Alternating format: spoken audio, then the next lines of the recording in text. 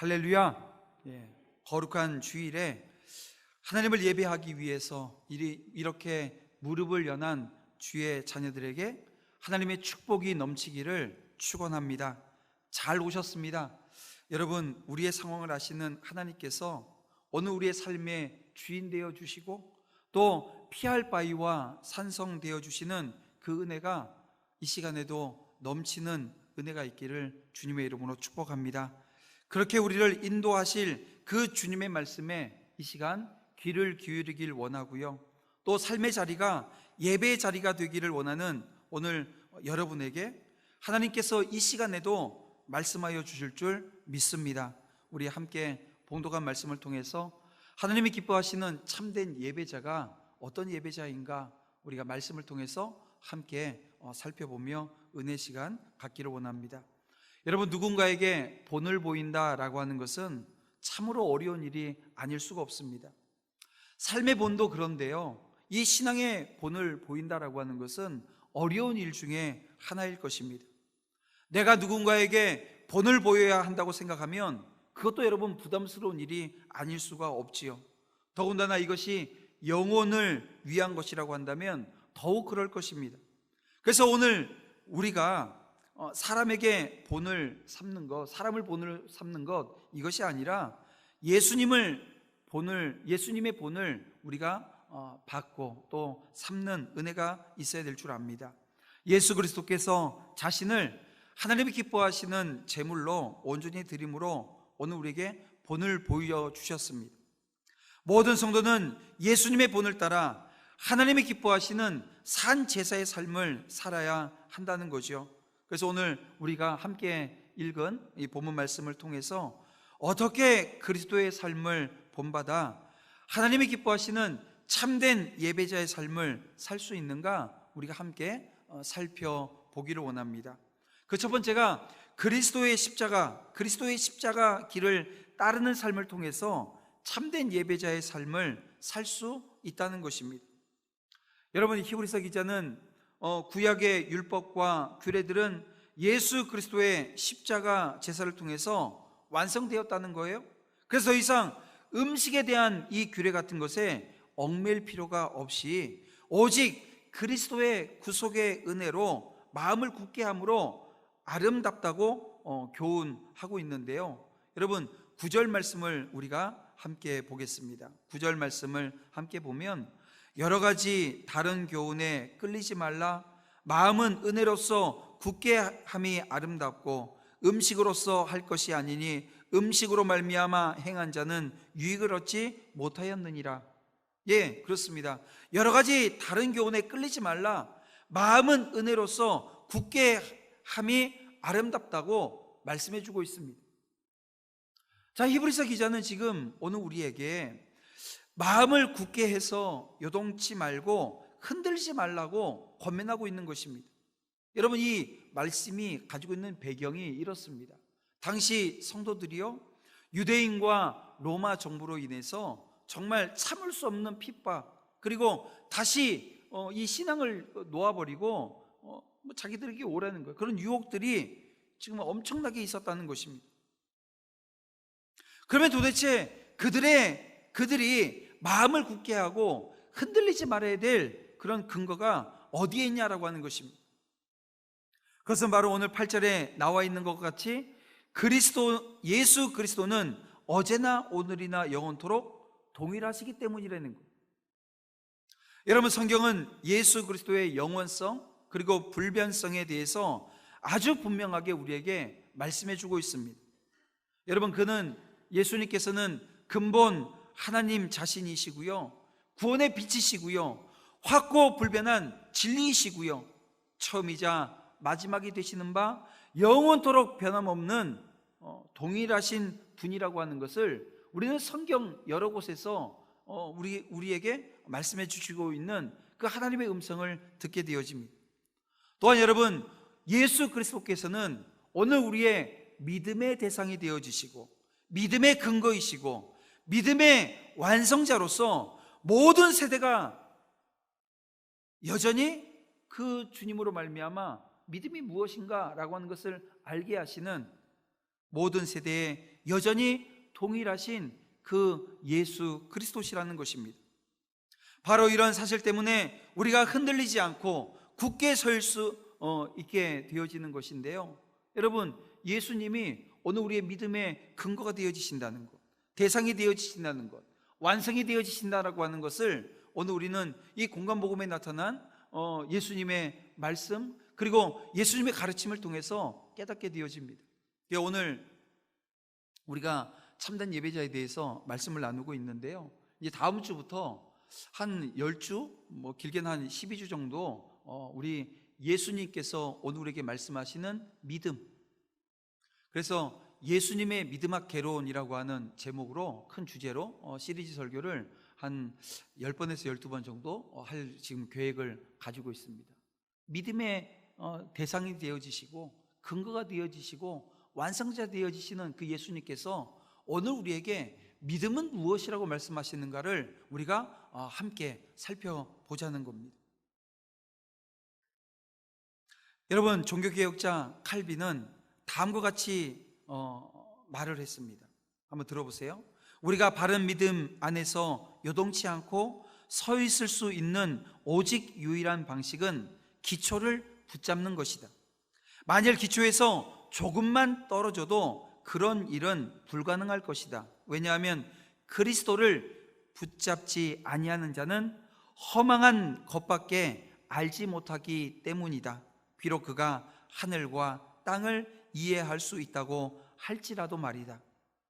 그렇습니다. 여러분, 오늘 우리의 기초 되시고 토 되시고 근거 되시는 분은 예수님이십니다.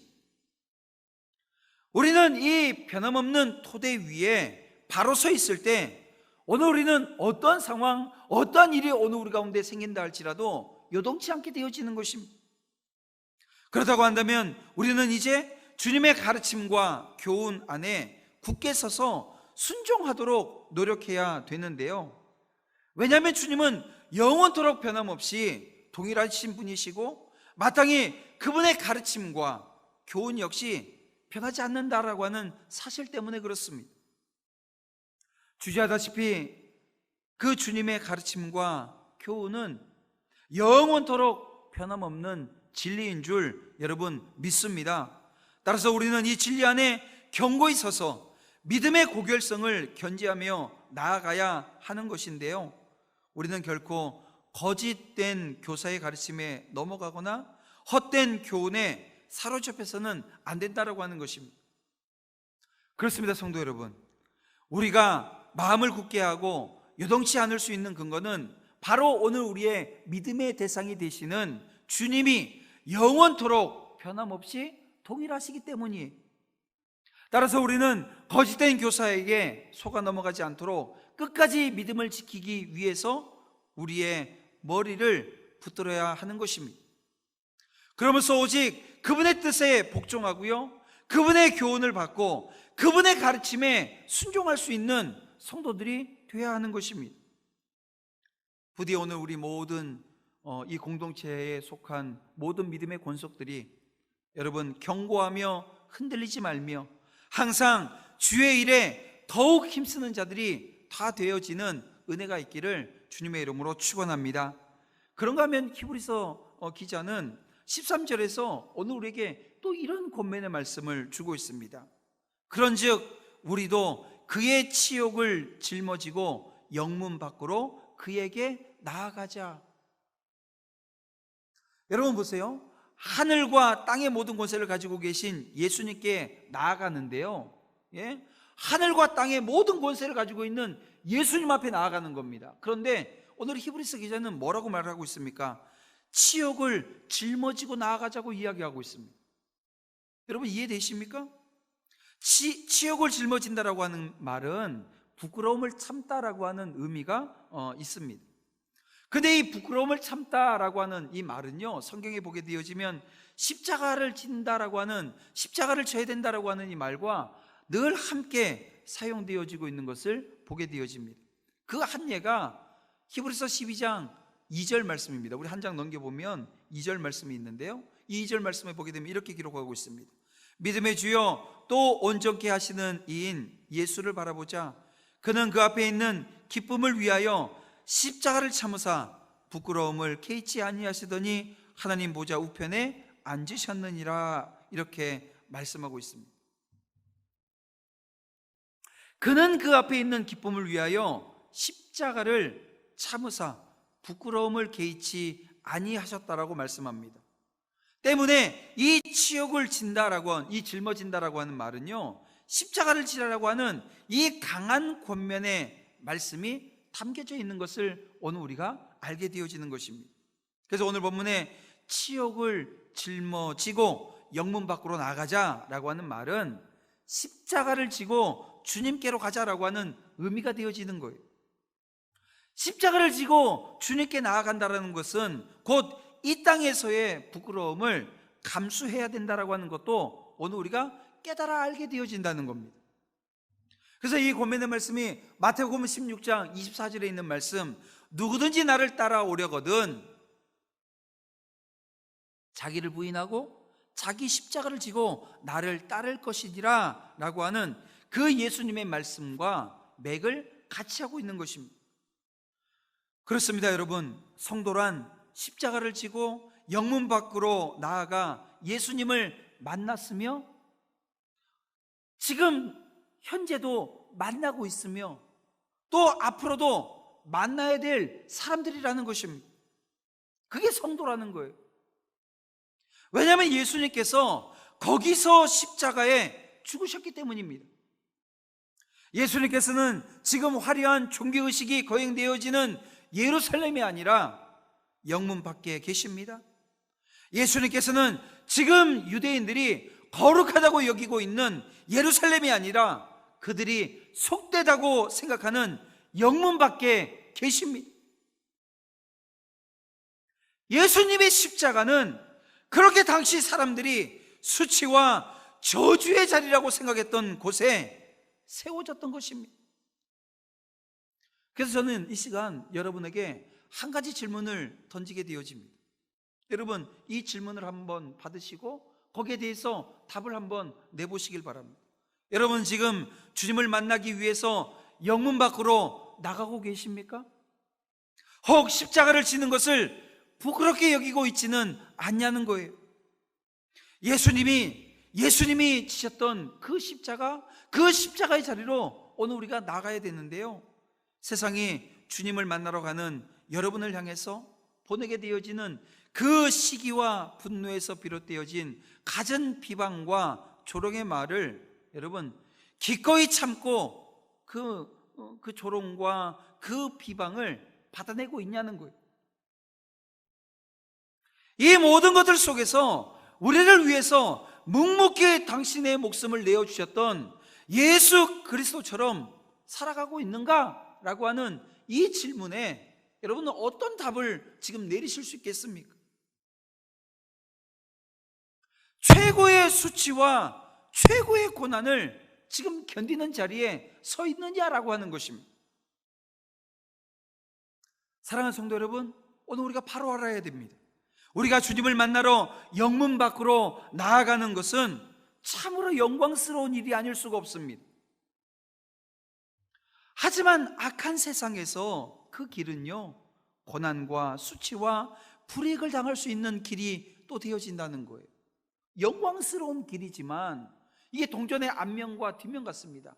영광스러운 그 길 속에 뒤집어 봤더니 이 고난인 거예요. 아픔인 거예요. 수치인 거예요. 악한 것이 득세하는 이 세상이기에 의인이 핍박받는 것이고요, 그들에게는 선한 양심이 없기에 진리를 아는 자를 어리석다고 때로는 일축하게 되어지기도 합니다. 그 진리를 따라 나선 자는 이 세상에서 핍박과 고난과 때로는 애매한 슬픔을 오늘 우리가 당하게 되어지는 것입니다. 때문에 오늘 우리는 필연적으로 진리이신 주님께로 나아가는 자에게 또 필연적으로 고난과 핍박과 수치를 감당해야 된다라고 하는 이 시간 오늘 우리에게 굳은 결의와 의지, 각오, 이런 것들이 필요한 것입니다. 때로는 오늘 우리가 죽음을 불사하겠습니다 라고 하는 각오까지도 필요한 것입니다. 예수 그리스도께서 십자가를 지심으로 하나님 앞에 온전한 제물로 자신을 드림같이 오늘 우리도 진리와 의를 위해서 여러분 고난에 동참할 여러분 각오와 결심이 오늘 우리에게 필요한 것입니다. 바울은 이렇게 그리스도의 십자가를 따르는 그런 삶에 대해서 이렇게 이야기합니다. 골로새 1장 24절인데요 나는 이제 너희를 위하여 받는 괴로움을 기뻐하고 그리스도의 남은 고난을 그의 몸된 교회를 위하여 어디에 채운다고요? 내 육체에 채우노라. 이런 고백을 하는 바울의 모습을 보게 되어집니다. 그렇습니다. 그리스도의 몸된 교회에 속한 지체로서 그리스도의 십자가 고난을 날마다 동참하는 것, 여러분 그것이 하나님께 드릴 산 제사고 영적 예배가 되어지며 하나님이 기뻐하시는 참된 예배자의 삶의 자리인 것입니다. 여러분 함께 그 자리로 함께 그곳을 향해 여러분 영문 밖에 서 계시는 그 주님을 향해서 달려나가는, 그래서 매일매일의 삶이 그것을 찾아내는 은혜의 역사 있기를 주님의 이름으로 축원합니다. 두 번째, 찬송의 제사로 주의 이름을 증언하는 삶을 통해서 참된 예배자의 삶을 오늘 우리가 살 수 있다는 것입니다. 여러분 그리스도의 구속의 은혜로 구원받고 그리스도의 이 십자가 고난의 길을 따라가는 성도들은 예수 그리스도로 말미암아 항상 하나님께 찬송의 제사를 드리게 되는데 이는 주의 이름을 증언하는 입술의 열매라고 오늘 본문에서 말씀하고 있습니다. 15절 말씀을 우리 함께 보겠습니다. 15절 말씀을 보면 우리 함께 봅니다. 그러므로 우리는 예수로 말미암아 항상 찬송의 제사를 하나님께 드리자. 이는 그 이름을 증언하는 입술의 열매니라. 아멘.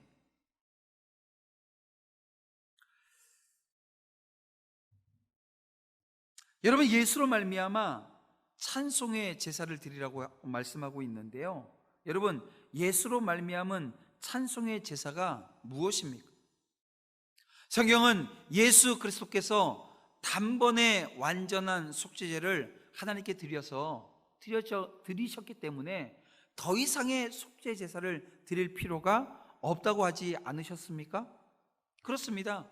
오늘 우리는 그리스도의 이 대속의 공로로 말미암아 구원받은 자들입니다. 그래서 저와 여러분은 더 이상 속죄 제사를 드릴 필요가 없어요. 하지만 오늘 우리는 그 속죄 제사가 아닌 다른 예배 자리 서야 된다는 것입니다. 하나님께 여전히 올려드려야 될 제사가 있다는 거예요. 다시 말해서 그리스도의 보혈의 공로를 힘입어 죄사함을 받고 하나님과 화목하게 되어진 오늘 우리에게는 그 구원의 길을 제공해 주신 그 하나님의 은혜에 감사하는 이 감사의 제사는 여전히 오늘 우리에게 남아있다는 것입니다. 이것은 곧 날마다 하나님의 은혜에 감사하면서 그분의 이름을 찬양하는 그 찬양의 제사로서 오늘 우리 성도들은 바로 이러한 찬양의 제사를 날마다 하나님께 드려야 한다는 것입니다. 하나님께서 오늘 우리에게 말씀해 주셨습니다. 시편 50편 23절 말씀해 보니까 감사로 제사를 드리는 자가 나를 영화롭게 하나니라고 말씀하셨습니다. 감사로 예배 드리는 것이 하나님을 영화롭게 한다는 거예요. 그렇습니다. 하나님의 은혜로 감사하며 찬송으로 제사를 드리는 자만이 진실로 하나님을 영화롭게 할 수 있다는 거예요. 그래서 시편 시인은 영혼의 간절함을 다해서 참으로 아름답게 하나님을 찬양했던 것인데요 여러분 시편 47편 6절 7절 말씀을 보니까 또 이런 찬양 가사가 있습니다. 찬송하라 하나님을 찬송하라 우리의 왕을 찬송하라 하나님은 온 땅의 왕이심이라 지혜의 시로 찬송할지어다. 예, 찬송하라 하나님을 찬송하라 찬송하라 우리의 왕을 찬송하라. 여러분 진실로 시인은 하나님을 찬송하기 위해서 자신의 영혼을 깨우치고 또 깨우치고 있는 것입니다. 그러므로 성도는 하나님을 찬양하는 이 찬양의 제사를 드리도록 애써야 되는 거예요. 그래서 이 찬송의 제사는, 찬송의 예배는, 이 주일날 드리는 이 예배, 우리가 예배 드리기 전에 10분간 찬양을 하고, 또 예배 가운데 우리 성가대가 찬양을 하고, 또 예배 가운데 여러분 오늘 우리가 입술을 열어 하나님을 찬양하는 이 찬양이, 이 주일날 예배 드리는 이 찬양이 다가 아니고요, 여러분들의 삶의 자리에서 하나님께서 우리에게 부어주시는 은혜로 말미암아 오늘 우리는 입술을 열어 하나님을 찬양하게 되어집니다. 그 찬양의 자리에 서게 되어진다는 것입니다. 날마다 순간마다 오늘 우리의 일상에서 모든 곳과 모든 때에 드려지는 이 찬송의 제사가 울려 퍼져야 된다는 거예요. 그래서 구약에 나오는 그 찬미의 시편들을 묵상한 끝에 이 굿윈이 남긴 말은 참으로 오늘 우리에게 경종을 울리게 되어집니다. 굿윈이 이런 얘기를 했습니다. 내 형제여, 우리 이제 이 같은 마음을 위해서 기도하자. 구약의 성도들이 새 언약 아래에 있는 그리스도인들인 오늘 우리들을 부끄럽게 여기지 않도록 말이다. 여러분, 구약의 수많은 하나님의 백성들, 예수 그리스도를 만나지도 못했고요, 예수 그리스도를 그림자로만 그렇게 알았습니다. 근데 오늘 우리는요, 실제적으로 그 이 땅에 오신 그 주님을 만났어요. 그리고 그 주님을 찬양합니다. 근데 그 찬양이요, 구약에 있는 성도들, 그 시편 기자들이 찬양했던 그 찬양보다 못하면 안 된다는 거예요. 그러면 이거는 잘못되어졌다는 거예요. 부끄럽다는 거예요. 그렇습니다. 여러분, 우리는 전심을 다해서 영혼 깊은 곳에서부터 우러나오는 감사의 찬양을 하나님께 올려드려야 합니다. 주께서는 우리가 전심으로 드리는 찬양의 제사를 기뻐 받으신다는 것입니다. 그래서 여러분, 내 입술로 여호와를, 이 찬양하시죠? 내 입술로라고 하는 찬양인데요, 여기 보면 가사가 두 군데 같이 나갑니다. 그 밑에 찬양이 뭐냐면, 황소를 드림보다 진정한 예배를 받으시는, 진정한 노래를 기쁘게 받으시는 주님이라고 하는 것을 찬양하게 되어집니다. 황소를 드림보다 진정한 노래를 기쁘게 받으신다는 거예요. 여러분, 이 사실을 믿으십니까? 믿으신다고 한다면 오늘 우리의 삶에, 오늘 여러분들의 입술로 이건 가슴 깊은 곳에서부터 우러나는 감사의 찬양입니다. 이 감사의 찬양이 언제나 울려나는 믿음의 종들의 그런 삶의 자리가 되어지기를 주님의 이름으로 축원합니다. 찬송의 내용이요, 창조주이시며 구속주이시며 만물의 심판자이신 하나님, 그 아들 예수 그리스도, 오늘 우리와 함께 하시며 오늘 우리의 삶에 순간순간을 개입해 주시는 성령 하나님, 그 하나님에 관한 것이기 때문에 찬송은 세상을 향해서 주의 이름을 높이고 그의 속성을 공공연하게 선포하는 행위가 되어지는 것입니다. 그러므로 여러분, 이 찬송이 하나님이 받으시기에 합당한 향기로운 제사인 것입니다. 시편 기자가 이 백성은 내가 나를 위하여 지었나니 나를 찬송하게 하려 함이라, 이렇게 고백했던 것처럼 말씀하셨던 것처럼 말입니다.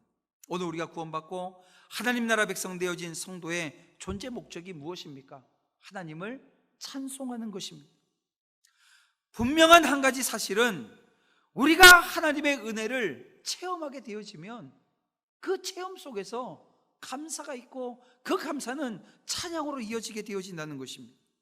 그로 인해서 하나님은 더욱더 영광과 존귀를 받으신다라고 하는 사실이지요.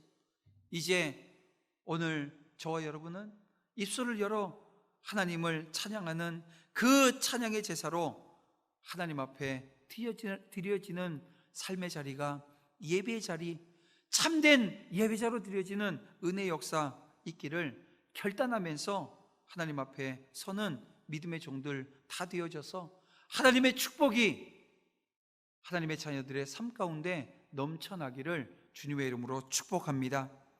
마지막 세 번째인데요, 선을 행하고 서로 나누어 주는 삶을 통해서 참된 예배자의 삶을 살 수 있다는 것입니다. 여러분, 성령 충만함이 넘쳐났던 이 초대교회가 가지고 있었던 아주 놀라운 움직임이 뭐였냐면요, 자신의 재산과 소유를 팔아 각 사람의 필요를 따라 나눠주는 것이었다라고 하는 것입니다. 그래서 히브리서 저자는 이러한 선행이 하나님이 기뻐하시는 제사라고 선언을 하고 있습니다. 우리 16절 말씀을 우리 다시 함께 보겠습니다. 16절입니다. 다 같이 봅니다. 오직 선을 행함과 서로 나누어 주기를 잊지 말라. 하나님은 이 같은 제사를 기뻐하시느니라. 아멘. 바울은 고린도후서 8장 9절에서 이런 이야기를 했습니다. 부여하신 이로써 너희를 위하여 가난하게 되심은 그의 가난함으로 말미암아 너희를 부요하게 하려 하심이라. 여러분, 이렇게 말씀함으로써 예수 그리스도의 구속사역의 핵심이 뭐라고요? 나눔이라고 하는 것을 바울은 강조했던 것입니다. 따라서 이 선행과 나눔은 하나님의 은혜를 받은 성도들이 맺어야 될 구원의 열매라는 거예요. 성도는 무엇보다도 다른 사람을 향해서 은혜롭고 정말 부드러운 마음을 가져서 기꺼운 이 자세로 대해야 된다는 것입니다. 이사야 선지자가요, 이사야 32장 8절에서 이런 얘기를 합니다. 존귀한 자는 존귀한 일을 계획하나니 그는 항상 존귀한 일에 서리라. 무슨 말입니까? 존귀한 사람은요, 존귀한 일을 계획한다는 거예요. 그리고 그 존귀한 일들을 펼치면서 산다라고 하는 말씀인 거죠. 여러분, 이것은 우리로 하여금 남을 사랑하고 자비롭게 여기는 마음을 어떻게 하라는 거예요? 실제 행동으로 옮기라는 거예요. 이걸 지금 촉구하고 있는 것이 이사야 말씀입니다. 여러분, 성도는 결코 사랑의 계명, 이 계명이 이상적인 것으로 남아있으면 안 됩니다. 이것이 이론으로만 있어서도 안 된다는 거예요. 제가 지난주에도 말씀드렸지만 사랑해야 된다라고 하는 것, 이것을 머리로 이해하고 가슴으로, 뜨겁게 가슴으로만 알고 있는 것, 이거 안 된다는 것입니다. 오늘 우리의 손과 발로 그 사랑이 실천되어져야 된다는 거예요. 사도 요한이 요한일서 3장 18절에서 이런 고백을 합니다. 이런 권면을 우리에게 주고 있습니다. 자녀들아, 우리가 말과 혀로만 사랑하지 말고 행함과 진실함으로 하자. 여러분, 오늘 우리 성도는 하나님께서 그에게 맡기신 것들을 필요에 따라 다른 사람들에게 나누어주며 살아가는 자들입니다. 여기서 나눠준다라고 하는 게 뭡니까? 그 뜻은요, 다른 사람들과 어떠한 것을 함께 공유하다라고 하는 뜻을 가지고 있습니다. 나누는 게요, 결국 오늘 우리가 내가 가진 것으로 공유하라는 거예요.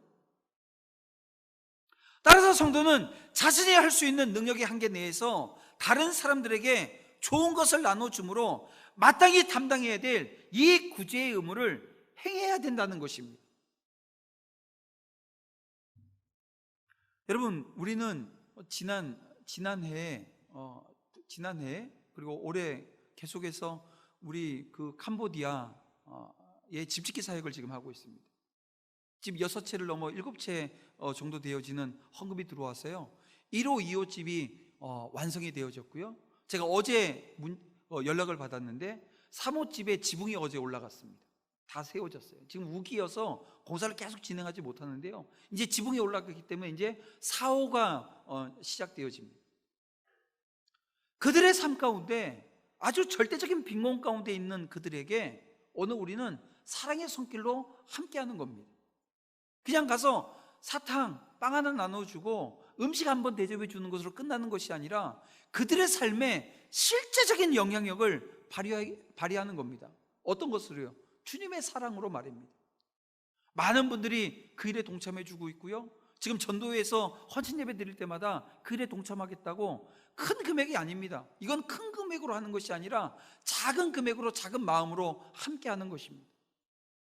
근데 더 나아가서 이제 오늘 우리가 그 외부를 돌아보는 그 모습 속에서 이제 오늘 우리 공동체 안을 함께 돌아보길 원합니다. 코로나19로 인해서 많은 어려움들이 우리 성도들의 삶 가운데 찾아오고 있습니다. 단기적인 어려움에 처해 있는 성도들에게 그냥 뭐 단기적으로 어려우니까 참고 잘 견디시오, 이 말이 아니라 실제적으로 오늘 우리가 도움이 되어지는 그 사역들이 오늘 우리 가운데 있어야 된다는 거죠.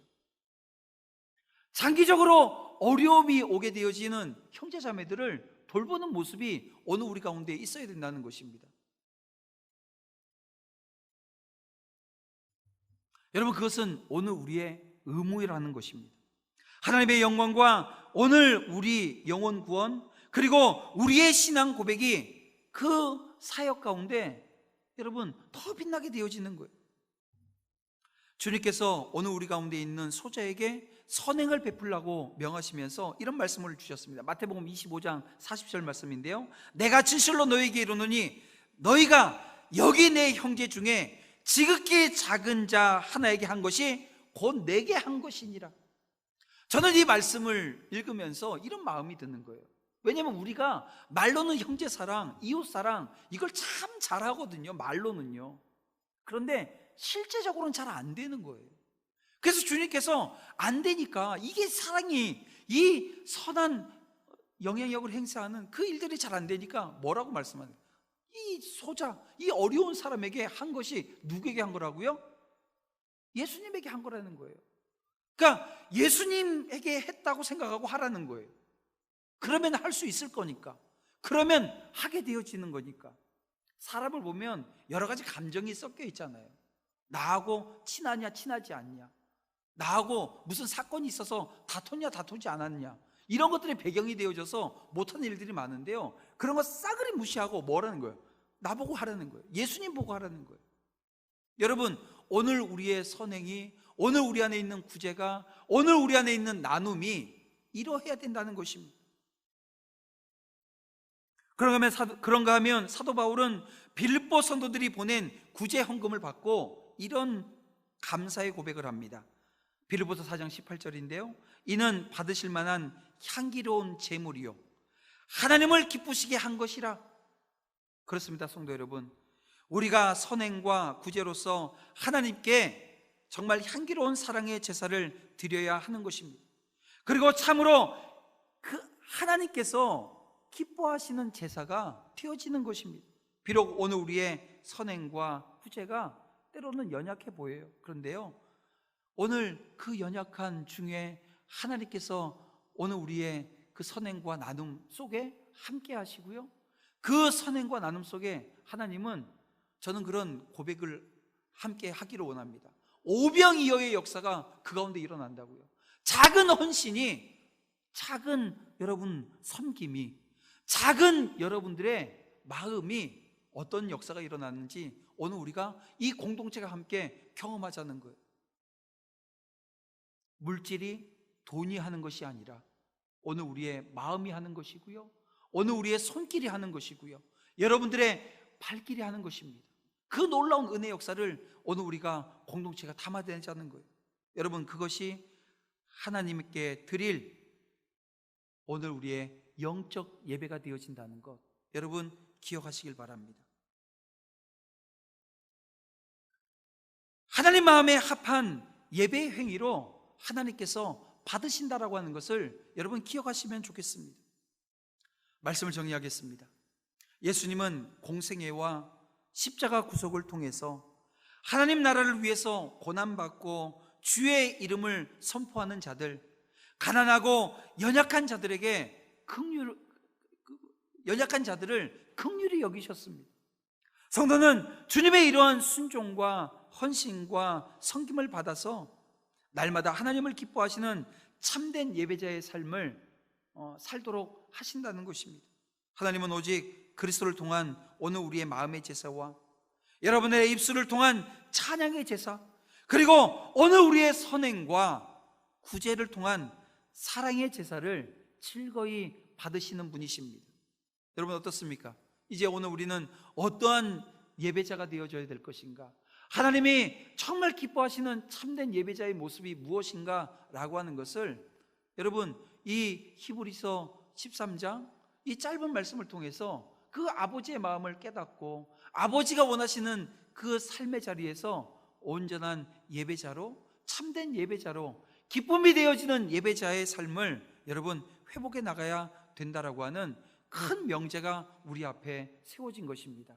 이제 다시 시작되어진 하루, 이제 한 주간의 삶을 여러분 오늘 우리가 하나님의 자녀라고 하는 이 정체성을 가지고 이 말씀을 받아내기 위해서 여러분 몸부림치십시오. 또 각 기관 이건 개인이 해야 되는 그 예배자의 삶의 모습이기도 하지만 오늘 우리 교회에 허락한 각 기관들이 여러분 이 참된 예배자의 공동체의 삶이 되기 위해서 내가 어떤 역할들을 해야 될 것인가 라고 하는 그 고민들이 오늘 우리 모든 공동체 안에서 정말 고민되어지고, 이 고민만 하고 있으면 안 됩니다. 고민은 어떻게 해요? 짧게, 결단은 신속하게, 그리고 여러분들의 그 결단 속에 이루어지는 삶의 자리는 어떻게 해요? 끝까지 오늘 우리 교회가 존재하는 동안 열심히 그 일을 감당해내는 하나님의 신실한 주의 공동체로 거듭나는 은혜 있기를 주님의 이름으로 축복합니다. 기도드리겠습니다. 사랑의 하나님 감사합니다. 이 시간 하나님의 자녀들이 예수 그리스도로 인해서 하나님의 백성 되었기에 삶의 변화로 하나님께 나아가기를 원합니다. 생명력 잃은 논쟁이, 규례가 이 공동체 가운데 사라지게 하시고 자신이 누릴 수 있는 것들을 버릴 수 있도록 인도하시며 믿음만을 소유한 채 주님과 함께 성문 밖으로 나아가기를 원합니다.